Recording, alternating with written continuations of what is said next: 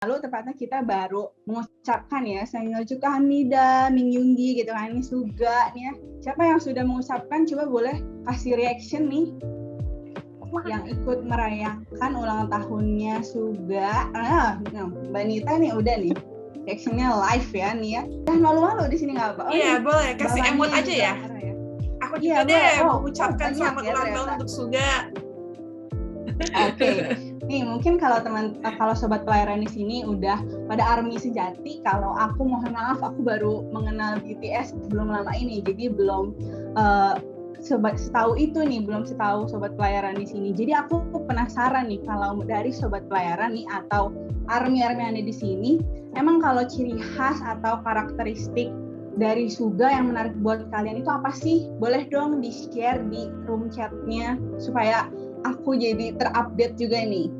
Nah kalau dari Mbak Nita nih yang memang sudah mengenal ARMY cukup lama, kalau Mbak Nita pribadi itu hal apa sih yang paling diingat atau dikagumi dari sosok seorang Suga?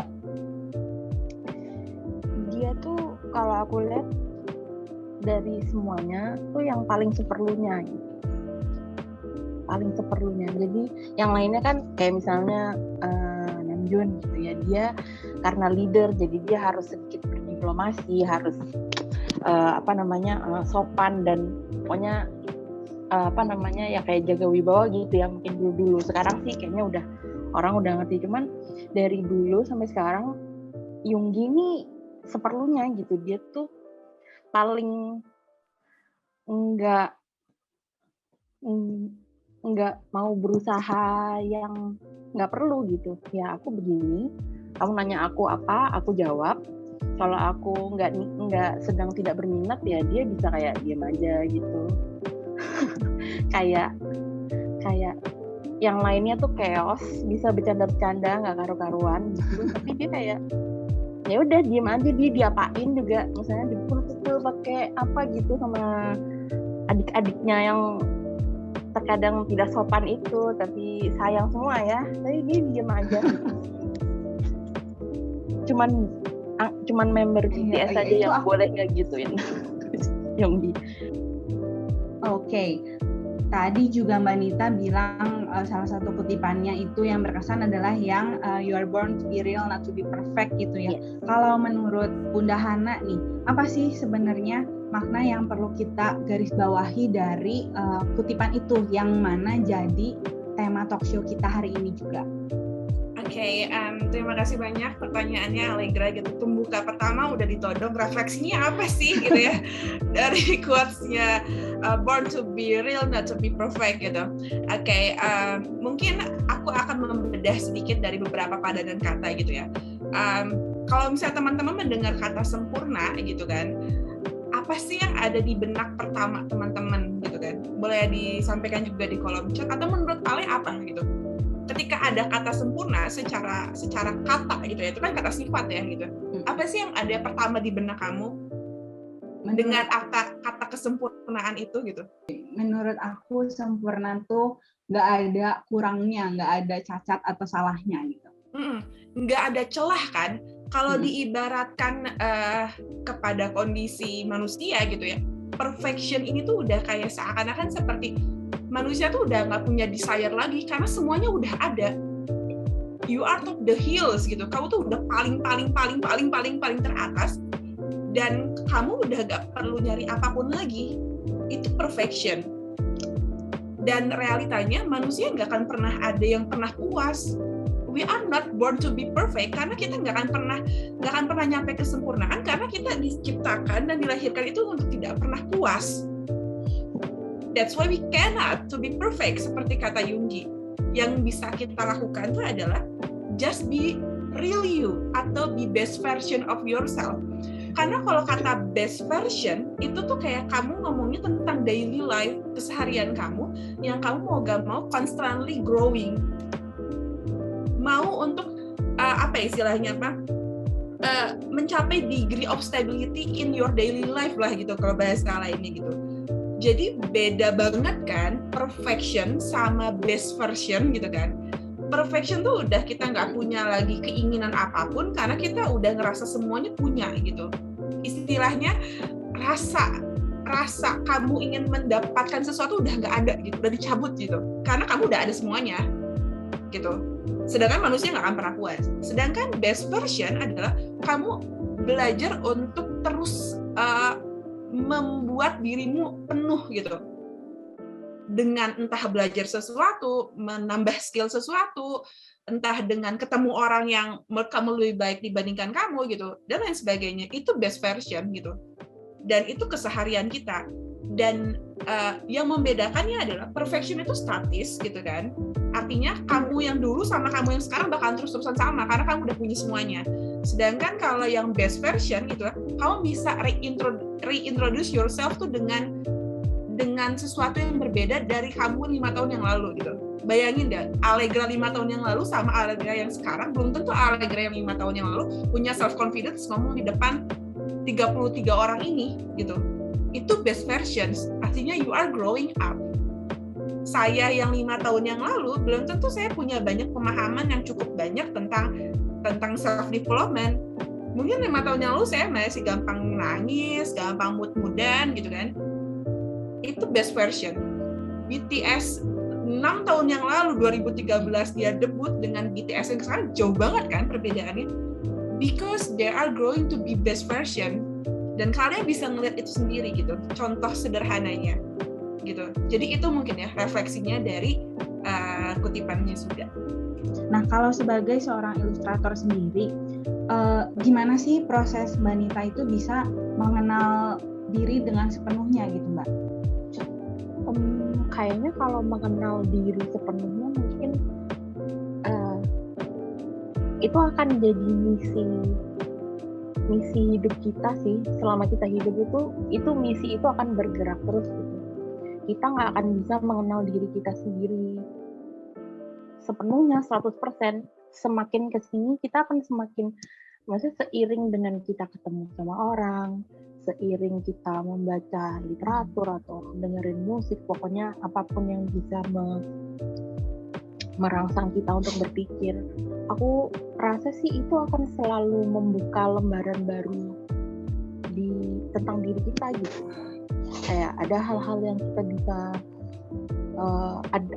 adaptasi. Oh iya, ini pemikiran ini, cara katakanlah pemikirannya Junggi. Itu juga sebenarnya dikenalkan ke kita lewat Junggi gitu, dan kita kan ini pemikirannya masuk sini, sejalan dengan pikiranku. Nah, itu tuh juga menurut aku juga proses perkenalan sih.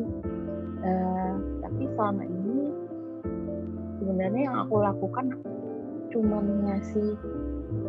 ngasih waktu ya, ngasih panggung buat aku tuh, kalau aku ngelihat sesuatu atau membaca sesuatu kok rasanya begini ya, ini perasaan yang baru dan aku selami gitu. Maksudnya diselami itu intinya dikasih waktu, kayak happy gitu ya, misalnya perasaan senang gitu. Senang itu kan berlapis-lapis ya, ada yang senang sedih, ada yang senang benar-benar senang, ada yang senang terharu, senang tapi marah, ada juga gitu. Maksudnya aku kayak spektrum feelings itu banyak gitu ya. Cuman kalau mengenal diri itu sebenarnya ya kuncinya sih cuman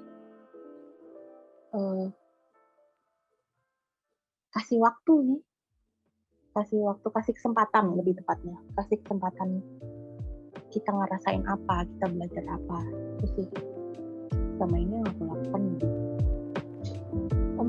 Kayaknya kalau mengenal diri sepenuhnya mungkin itu akan jadi misi hidup kita sih. Selama kita hidup itu misi itu akan bergerak terus gitu. Kita nggak akan bisa mengenal diri kita sendiri sepenuhnya 100%. Semakin kesini kita akan semakin, maksudnya seiring dengan kita ketemu sama orang, seiring kita membaca literatur atau dengerin musik, pokoknya apapun yang bisa merangsang kita untuk berpikir, aku rasa sih itu akan selalu membuka lembaran baru tentang diri kita gitu. Kayak ada hal-hal yang kita bisa adaptasi. Oh iya, ini pemikiran ini, cara katakanlah pemikirannya Yoongi. Itu juga sebenarnya dikenalkan ke kita lewat Yoongi gitu, dan kita kan oke, ini pemikirannya masuk sini, sejalan dengan pikiranku. Nah, itu tuh juga menurut aku juga proses perkenalan sih. Tapi selama ini sebenarnya yang aku lakukan cuma ngasih waktu ya, ngasih panggung buat aku tuh, kalau aku ngelihat sesuatu atau membaca sesuatu kok rasanya begini ya, ini perasaan yang baru gitu. Dan aku selami gitu, maksudnya diselami itu intinya dikasih waktu kayak happy gitu ya, misalnya perasaan senang gitu. Senang itu kan berlapis-lapis ya, ada yang senang sedih, ada yang senang benar-benar senang, ada yang senang terharu, senang tapi marah, ada juga gitu. Maksudnya aku kayak spektrum feelings itu banyak gitu ya. Cuman kalau mengenal diri itu sebenarnya ya kuncinya sih cuma kasih waktu, kasih kesempatan, lebih tepatnya kasih kesempatan kita ngerasain apa, kita belajar apa, itu sih. Nah benar kata Mbak Nita juga, selain ear catching, jujur lagu-lagu BTS nih ear catching banget ya, kayak sekali dengar tuh kayak ada penasaran dan pengen denger lagi gitu kalau dari aku pribadi. Nah selain itu juga tapi lagu-lagunya tuh memang meaningful. Kalau kemarin aku sempat baca-baca di internet juga banyak orang yang merefleksikan tentang mimpi, tentang self love, tentang refleksi diri dari lagu-lagunya BTS ini. Dan mungkin karena tadi ya seperti kata Mbak Danastri, lagu-lagunya tuh bisa buat umur berapa aja gitu, mau yang denger anak ABG atau yang dengar yang orang kantoran udah kerja, itu tuh masih bisa relate karena kayak kata Mbak Nita, lagunya memang universal, nggak spesifik di satu tema doang. Nah kalau dari Bunda Hana nih, Bunda Hana kan juga selain sebagai managing director di YTSB juga sebagai senior trainer, dan salah satu programnya YTSB itu adalah pelatihan di panti asuhan anak ya Bunda Hana. Nah kalau menurut Bunda Hana, sebenarnya tuh hal apa aja sih yang kita perluin untuk kita tuh bisa menemukan siapa diri kita nih ya, yang sebenarnya the real us, the real me gitu. Dan nanti tuh kedepannya kita akan jadi sosok yang seperti apa sih? Itu tuh apa aja sih yang perlu kita lakukan gitu, Bunda Hana? Oke. Sebelum kesana gitu ya, karena jawabannya akan cukup panjang sebenarnya. Aku akan sedikit mengaitkan dengan pernyataan banyak teman-teman tadi yang sudah bilang bahwa BTS itu memberikan magical sendiri untuk hidup kalian gitu. Dulu saya pernah menganggap bahwa kegiatan yang saya bikin gitu bersama teman-teman saya di YTSB yang lain juga hanyalah sebuah kegiatan sosial aja gitu. Maksudnya ya kita datang ke panti asuhan, kemudian kita ngasih materi pelatihan, kita nggak berekspektasi apapun pada saat itu gitu. Yang kita bawa adalah kita merasa bahwa berbagi adalah bagian dari hidup gitu. Tapi tahu nggak teman-teman, materi yang kita bawain itu padahal materi sangat sederhana, cuma mengajarkan, misalnya mungkin hanya mengajarkan tentang kenapa sih kamu perlu mengapresiasi diri kamu sendiri, kenapa kamu harus belajar berterima kasih dengan baik, kenapa kamu harus belajar memaafkan. Itu kan hal-hal kesederhanaan dalam hidup ya. Tapi justru bagi mereka yang ada di panti asuhan gitu, itu tuh memberikan magical things tersendiri buat mereka ya gitu. Dan di situ saya ngerasa bahwa magic is not abracadabra gitu. Bukan tentang bim salah bim jadi apa prok gitu kan. Tapi the real magic itu ada dan hadir ketika kita punya perasaan, feelings yang mentransformasikan hal-hal yang sebenarnya sederhana tuh tapi bisa jadi extraordinary. Dan itu sebenarnya yang kalian dapatkan dari BTS. It just only the lyrics teman-teman, and you not meet them kan. Kalian nggak ketemu mereka, ya kan? Kalau saya mungkin ketemu sama anak-anak di panti asuhan ya, they see me gitu, maksudnya mereka juga ngeliat mentor-mentor yang lain gitu. Tapi kalian nggak pernah ketemu sama BTS selain di layar laptop kalian dan di layar televisi kan gitu. Even though mungkin melalui konser pun jarang gitu. Karena di situ ada spark of moment di mana sesuatu yang biasa tuh bisa jadi extraordinary karena lirik mereka membuka hati kalian. Dan itu yang saya lakuin dan teman-teman YTSB lakuin ke adik-adik di panti asuhan. Kita bawa misi dari rumah. Kalau misalnya kita datang ke panti asuhan, misi kita itu bukan cuma sekedar berbagi, tapi kita harus bisa menerbitkan terang setelah gelap di hati orang banyak. Sebelum saya open mic di sini, saya mengafirmasi diri saya sendiri, hari ini saya harus membawakan sesuatu yang bisa memberikan sihir tersendiri buat mereka yang mendengarkan. Setelah mereka tutup laptop, mau tidur, mereka punya keyakinan kuat bahwa diri mereka itu berdaya gitu. Jadi magical tuh mulai dari hal-hal seperti itu, teman-teman. Gitu. Dan ketika berbicara mengenai versi terbaik gitu kan, dari pengalaman yang saya lihat di panti asuhan gitu, untuk menjadi versi terbaik gitu ya, atau kita ngomongnya self growth gitu, kita sering anggapnya bahwa itu seperti sebuah perjalanan individual gitu ya. Judulnya juga self growth gitu, perjalanan Allegra sendiri dong, perjalanannya Dila sendiri dong, perjalanannya Fania sendiri dong. Tapi itu nggak sendirian, teman-teman. Kalau teman-teman pernah tahu, saya sempat ngeliat dikit di salah satu cover album BTS ada kata-kata "You never walk alone". Karena realitanya self growth itu nggak pernah berjalan sendirian. Kamu butuh kemampuan kolaborasi, kamu juga butuh kemampuan mendengarkan orang lain dan dirimu sendiri. Itu yang ngebantu kamu untuk growing up. Anak-anak di panti asuhan, kalau nggak ketemu sama YTSB, mungkin mereka nggak akan mengenal istilah afirmasi positif kali ya. Gitu. Kita pun, para mentor dan para trainer gitu kan, dari YTSB, kalau nggak ketemu mereka, mungkin kita nggak pernah merasakan rasanya menjadi manusia yang bisa ngasih dampak sekecil itu tapi punya peluang besar untuk kehidupan mereka gitu. Atau mungkin kalau lagu BTS tuh mungkin kita jadi Anpanman gitu saat itu gitu. Kalau bisa teman-teman sadari gitu. Jadi self growth itu tumbuh dengan seiring berjalannya hidup teman-teman. Bersamaan juga teman-teman butuh orang lain untuk membantu teman-teman. Dan saat ini kalian kumpul di sini bukan cuma sekedar karena euforia kemarin konser BTS dan Yoongi ulang tahun, tapi sebenarnya kalian sedang menemukan magical things yang teman-teman bawa untuk diri teman-teman gitu kan. Itu sebenarnya yang esensinya hari ini gitu. Dan saya setuju banget dengan pendapatnya Banita tadi yang bilang kalau kadang semesta itu berjalan dengan cara yang aneh. Kalian justru bisa bertumbuh dengan cara yang tidak terduga. Ya kita nggak pernah tahu kan, suatu kalimat dari Yoongi bisa mengubah hidup kalian gitu kan. Kalau teman saya pernah ada yang bilang kayak gini, saya nggak dengar satu lirik satu bait di lagu Dynamite katanya. Itu lagunya upbeat, tapi justru saya ngerasa bisa bangkit kembali gitu. Kadang hal-hal simpel kayak gitu kan sebenarnya yang bikin kita jadi bertumbuh gitu. Dan itu yang kita bawa sebenarnya di YTSB.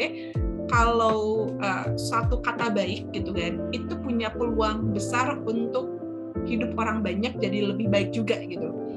Dan mungkin itu kali ya yang bisa saya jawab dari pertanyaannya Allegra terkait dengan self growth, kenapa ini penting dan bagaimana magical things itu sebenarnya ada dalam keseharian kita sih. Kalau dalam pertumbuhan gitu ya kan kita juga kadang suka melihat orang lain ya. Nanti kita bertumbuh tapi orang lain juga bertumbuh dan kadang kita melihat pertumbuhan orang lain itu sebagai sebuah pembanding gitu kan ya. Padahal nih ya kalau misalnya di salah satu lagunya BTS yang judulnya Idol, aku dapat sebuah lirik yang cukup mengena gitu ya, kata yang liriknya tuh gini, they point fingers at me but I don't care at all, whatever the reason for your criticism is, I know what I am, I know what I want, I never gonna change, I never gonna trade.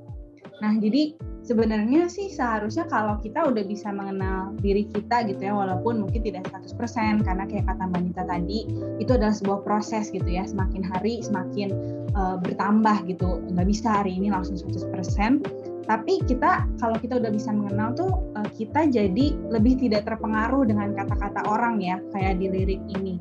Nah, kalau Mbak Nita dan Bunda Hana nih, apakah ada pandangan lain nih tentang lagu Idol ini, terutama di lirik yang tadi, di cuplikan lirik yang tadi?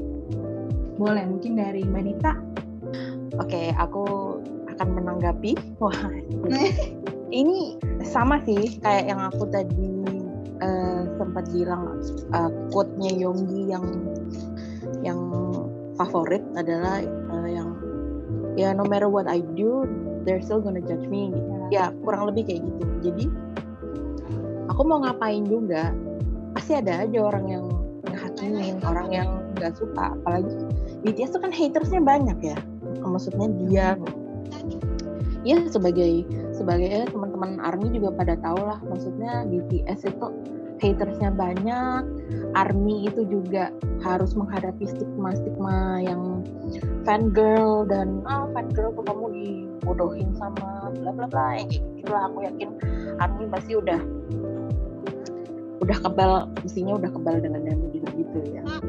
Cuman ya dalam kehidupan kita aja yang bukan idol ya, kita nggak ngapa-ngapain aja, itu ada aja gitu orang yang males banget sih ini, yang sebenarnya nggak ada hubungannya sama mereka gitu, kayak hal-hal kayak kamu gendutan ya sekarang misalnya kayak gitu ya, so gitu, kayak emang kalau aku berat badannya naik kamu rugi kah gitu, atau kalau aku kurus apakah kamu bertambah kaya? Tidak juga kan gitu.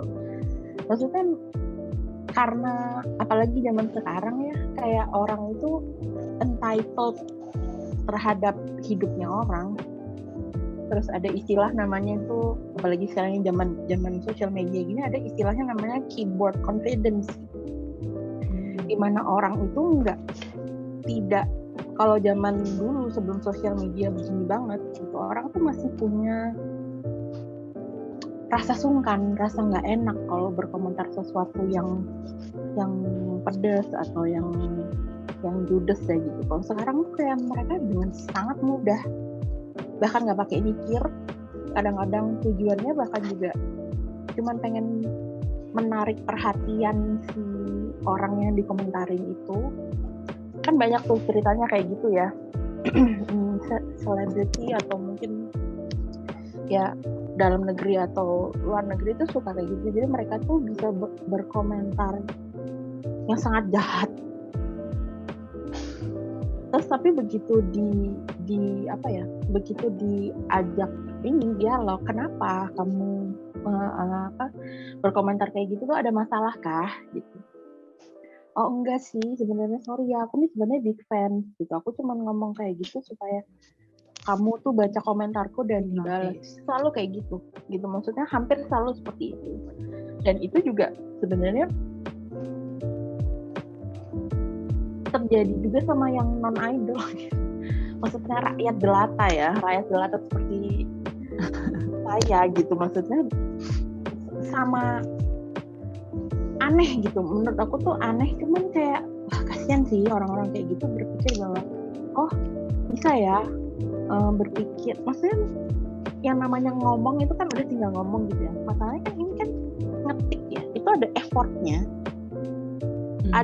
ada jeda untuk berpikir gitu loh sebenarnya, tapi mereka tuh bisa go all the way, mau melakukan itu hanya untuk mengomentari sesuatu yang tidak ada hubungannya sama hidupnya mereka sendiri. Ya ini balik lagi ke liriknya, jadi ya kamu mau ngapain ya terserah gitu, aku ini hidupku, jadi ya share gitu. Apalagi sekarang ngelihat mereka seperti itu, aku rasa sih ya orang baik ada aja yang nggak suka gitu loh, apalagi orang yang nggak baik gitu. Jadi menurut aku bisa mungkin kita santai aja sih kayaknya ya. Kayak jadi orang tuh ya udahlah, mereka mau ngomong apa, aku tuh bukan, maksudnya aku juga bukan tipe yang people pleaser gitu. Menurut aku people pleaser itu juga bahaya juga ya untuk diri sendiri gitu. Nah, si Yonggi ini salah satu member yang dia bukan people pleaser gitu loh. Yaitu I know what I am, I know what I want gitu. Kalau yang lainnya kan masih ada persona yang ya gitu ya, maksudnya oh iya gitu. Yang dia tuh kayak gitu, dengan senyumnya yang Kyowo. Gitu.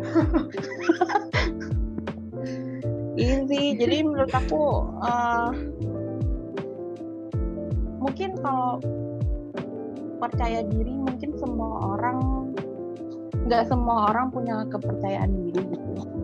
Cuman aku rasa yang perlu dilatih adalah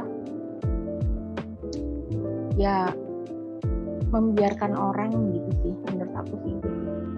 Jadi kayak selama kamu tidak merasa terancam secara safety, ya udah biarin aja gitu. Kalau aku sih gitu ya.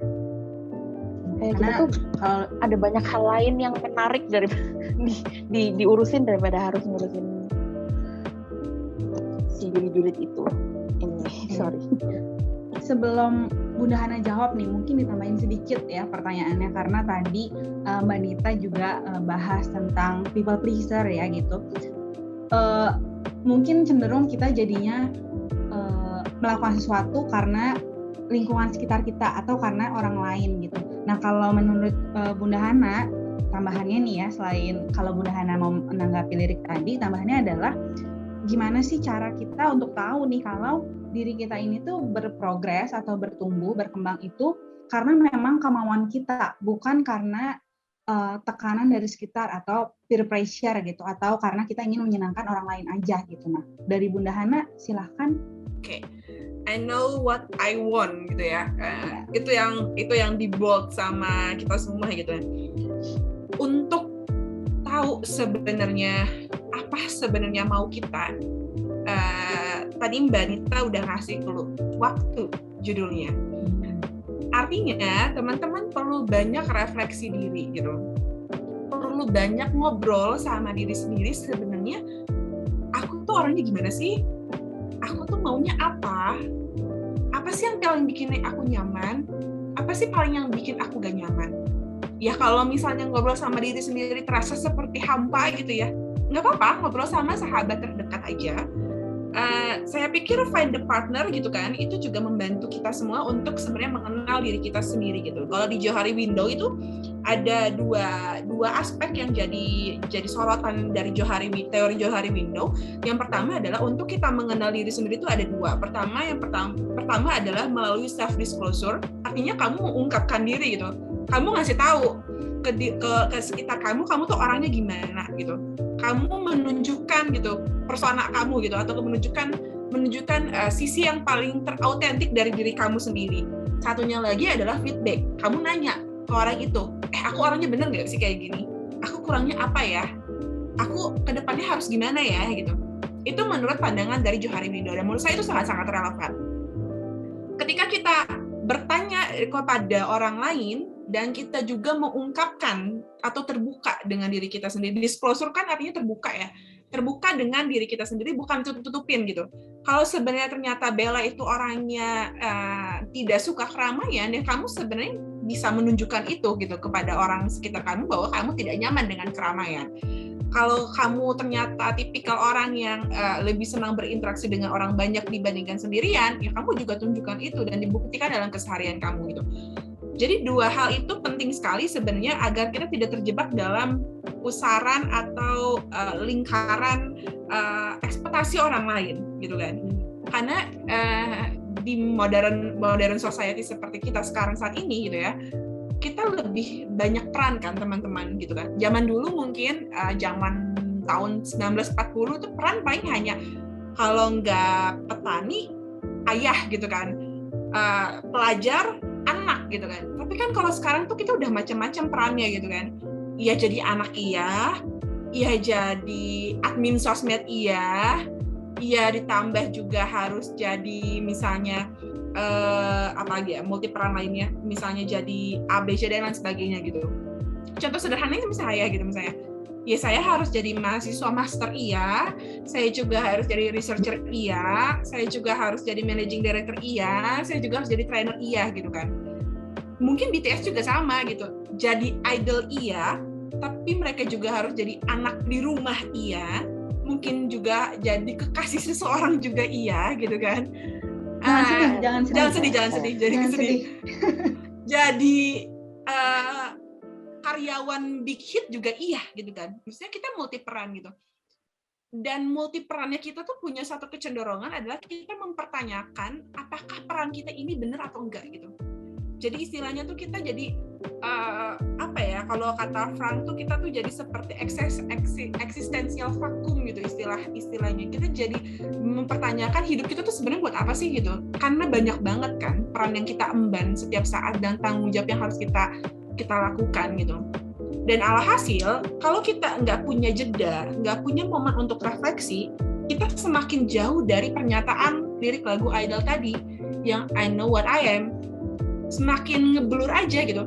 Saya pernah baca dan saya lupa baca atau dengar atau dapat sesuatu. Mungkin teman-teman bisa koreksi. Saya pernah dengar satu interview BTS yang atau member siapa yang ngomong, sebenarnya tuh saya tuh, kalau nggak salah J-Hope ya, sebenarnya saya tuh J-Hope atau Jung Hoseok sih? Saya tuh RM atau Kim Namjoon sih? Saya tuh Bunda Hana atau Farhana Fitri Mustari sih? Gitu. Kalau kita nggak refleksi itu, kita mungkin akan terus-terusan terjebak dalam peer pressure gitu, yang memenuhi kebutuhan society sekitar kita gitu. Bayangin deh, kalau misalnya RM tidak menjalankan hobinya dia yang senang ke museum, main sepeda, kebayang tuh 24 jam dia bawa label RM tuh keseharian dia, yang ambisius, penuh wibawa dan lain sebagainya gitu. Padahal kan mungkin dia punya sisi-sisi lain ya yang nggak pingin seperti itu gitu. Sometimes saya juga kayak gitu. Saya juga gak mau terus-terusan nampilin sisi Bunda Hana yang terkesan filosofis gitu kan setiap saat gitu kan. Kadang ada sisi Farhanah yang emang egois banget kesannya gitu kan. Tapi itu manusia gitu menurut saya gitu. Jadi teman-teman kasih jeda untuk hidup teman-teman untuk merefleksikan peran yang sangat banyak ini di tengah kehidupan yang penuh tanggung jawab. Karena saya tahu itu capek banget rasanya. Sangat-sangat capek. Jadi silahkan dikasih jeda agar teman-teman bisa tahu diri kamu sendiri, dan ketika kamu tahu diri kamu sendiri ya kamu akan punya perasaan bermakna.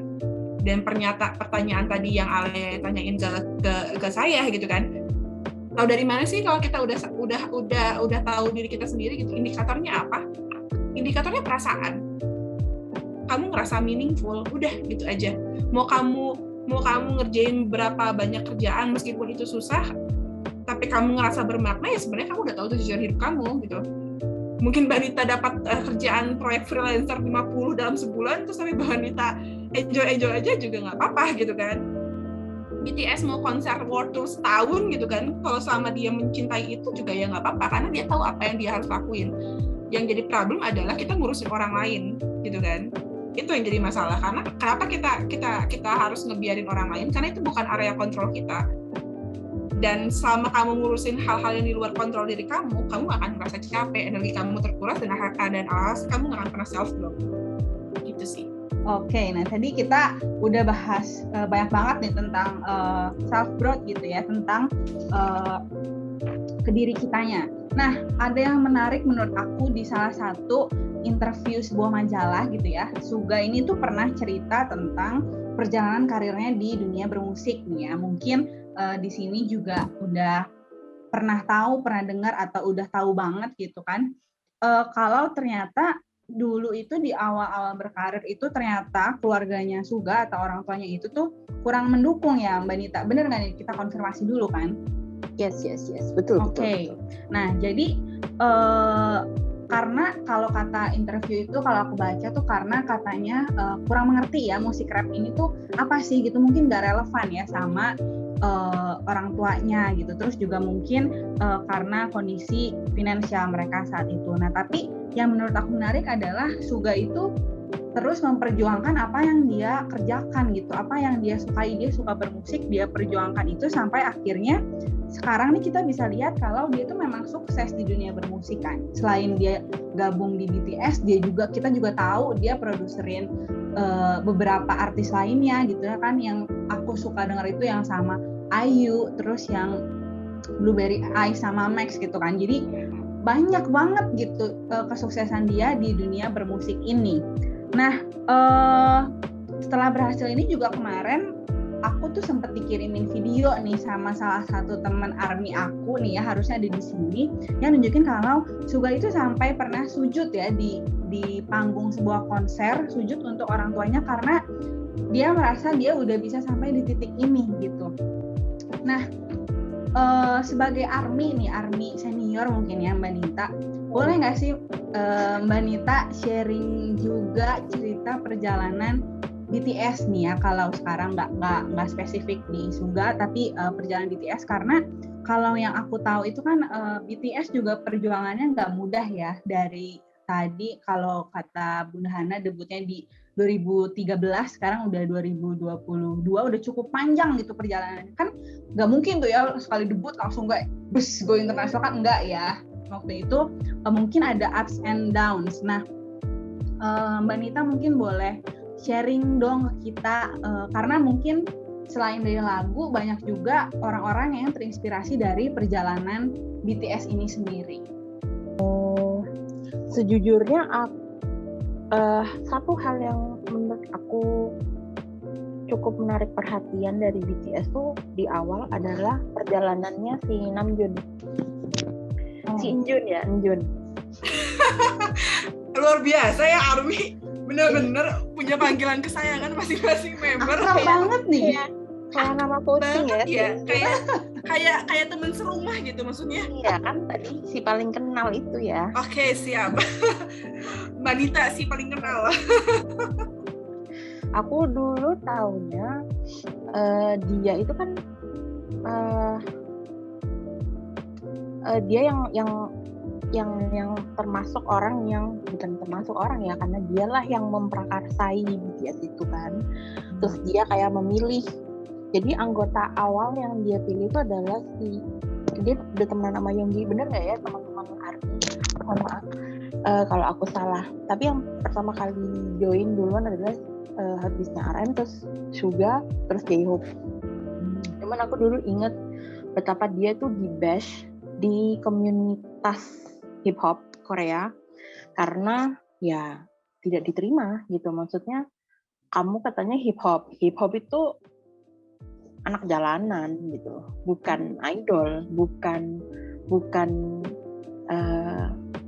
memakai make up dan dancing on stage dan di TV dan segala macam. Tapi di skena idol sendiri dia juga tidak diterima karena di sana ada beauty standards gitu, di mana apa namanya ya idol pretty boys gitu kan, maksudnya bukan pretty boys sih, maksudnya kayak ya visually itu appealing gitu loh. Di antara yang lainnya RM tidak maksudnya kamu, jadi dia tuh berada di tengah-tengah, merasa aku nih kesini nggak bisa, kesana juga nggak bisa, padahal aku melakukan semuanya gitu. Jadi nge-rap iya, dancing juga iya gitu. Jadi mungkin itu juga nyambung sama quotes yang harusnya tadi dinyanyi sama Ale, ya kan? Idol itu gitu. Kalau nggak salah dulu itu pernah jadi RM itu si Namjoon itu sama Suga ada di kayak semacam press conference gitu, dan dia itu head to head sama rapper, aku lupa namanya siapa, rapper Korea juga, dan itu benar-benar on cam, on stage, ya bukan di stage sih, kayak di satu tempat gitu mereka duduk bareng, dan itu dia udah langsung di call out gitu, kamu itu kayak cewek, you wear makeup, you dance on stage gitu. Jadi benar-benar yang diserang secara publik, dan itu ada banyak yang ngerekam juga. Di titik itu tuh dulu aku lupa sih tahun berapa, cuman mestinya nggak lama dari dia debut ya. Tapi RM itu juga ya mungkin karena dia baru debut jadi masih sopan gitu, maksudnya tidak maksudnya membalasnya juga diplomatis maksudnya. Kenapa gitu? Kamu tuh kayak perempuan gitu kan. Kamu memakai makeup. Dan aku ingat kalau nggak salah dia tuh ngomong there's nothing wrong with being wearing makeup gitu. Terus habis itu kayak seakan-akan terus kenapa kalau misalnya pakai makeup itu kenapa? Apakah serendah itukah perempuan itu juga jadi perhatian karena kenapa kamu degrading perempuan banget gitu. Baru bertahun-tahun kemudian setelah BTS itu jadi ya pokoknya udah cukup besar pada saat itu, kita kan nggak kebayang nih dia kan super besar kayak sekarang gitu. Itu baru si rapper itu minta maaf.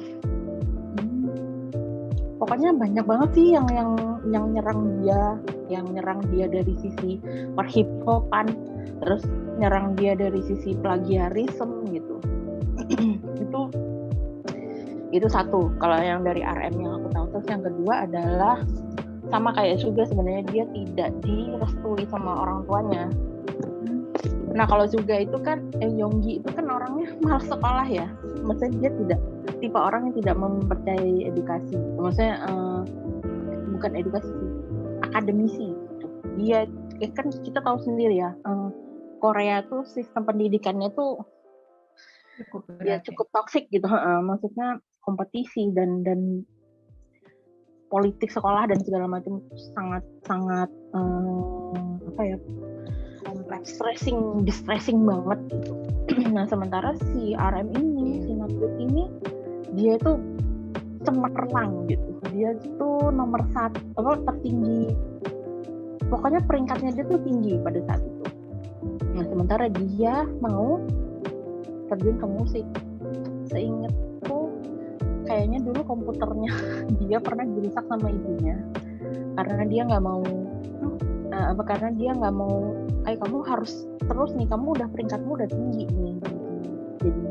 Jadi murid tetap gitu. Aku nggak ngerti ya namanya, teman-teman udah pada tahu. Terus aku ingat si Namjoon tuh bilang sama ibunya gini, ibu mau aku jadi nomor 1 tapi ada banyak nomor 1 lainnya, atau aku terjun ke musik tapi I'm going to be the best, the only one gitu. Jadi mau jadi nomor 1 tapi banyak temennya, maksudnya yang nomor 1 pasti banyak gitu, atau di musik dan aku akan menjadi yang terbaik di situ. Kalau nggak salah gitu ya teman-teman, ya bener ya? Aku kok jadi ragu. Tapi emang maksudnya intinya begitu sih. Oke. Terus di titik itu sebenarnya mereka kan juga nggak tahu ya akan jadi sebesar apa gitu loh. Cuman ya itu dia tahu apa yang dia, ya I know what I want itu ya, I know. Aku juga mau nyanyi loh jadinya nanti. Boleh. Ini silakan Mbak Nita. Ya itu sih, maksudnya dia tahu apa yang dia mau. Ya walaupun mungkin tidak akan jadi yang terbaik, tapi setidaknya aku udah memberikan yang terbaik gitu sih. Menurut aku sih gitu. Oke. Nah, kalau sobat pelayaran yang lain nih, tadi belum ada pertanyaan nih ya di kolom komentar atau yang masuk ke direct message aku. Mungkin sobat pelayaran boleh nih kalau ada yang mau bertanya atau melontarkan pendapat, sobat pelayaran boleh raise hand atau on mic atau ketikin di kolom komentarnya gitu, supaya siapa tahu ini bisa jadi sebuah pertanyaan yang menarik yang bisa kita diskusiin bareng-bareng. Apakah ada nih, kita tunggu dulu ya kali ya beberapa detik gitu ya, sambil boleh minum dulu ya Mbak Nita dan Bunda Hana ya, karena aku juga mau minum dulu ya, izin ya. Malu ya minumnya diliatin. Oke. Masih belum ada nih di aku, nggak apa-apa, mungkin orang-orang kayak oh iya ya bener ya gitu ya, jadi udah nggak bertanya lagi tapi kayak oh iya ya gitu. Nah nggak kerasa banget nih dari tadi kita udah ngomong banyak banget, ngobrol banyak banget, berdiskusi dan bercerita banyak banget terkait tentang self growth ini, tentang menjadi diri sendiri yang real, yang otentik gitu kan ya, tentang proses pertumbuhan dan tentang BTS. Sebelum kita tutup nih ya, sambil mungkin sobat pelayaran juga mau bertanya lagi, boleh dari Mbak Nita, boleh dong dikasih tips dan trik nih ke kita semua.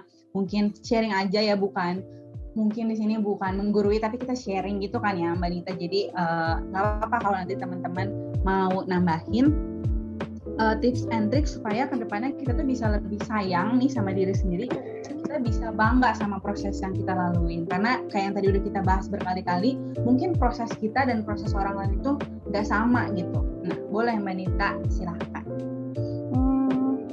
Sebenarnya apa ya?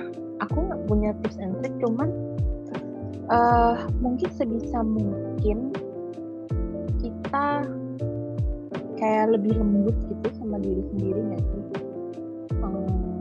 Kayak kita nih sering banget, aku yakin pasti teman-teman juga pernah bilang ke temennya, ke sahabatnya, kapanpun deh kamu butuh curhat, aku pasti ada.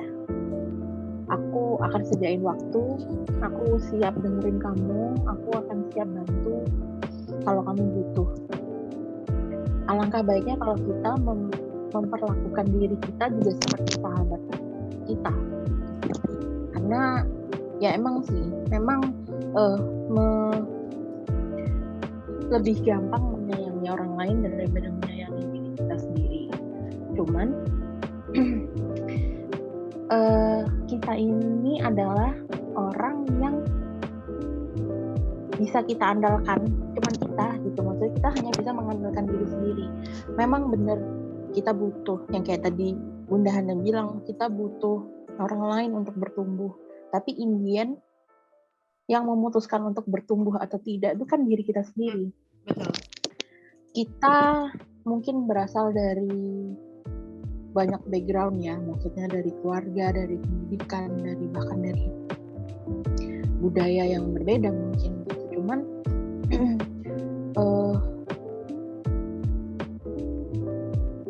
alangkah lebih baiknya kalau itu tadi kita memperlakukan kita seperti kita memperlakukan sahabat kita gitu. Karena kita hanya bisa mengandalkan diri sendiri, ya sebisa mungkin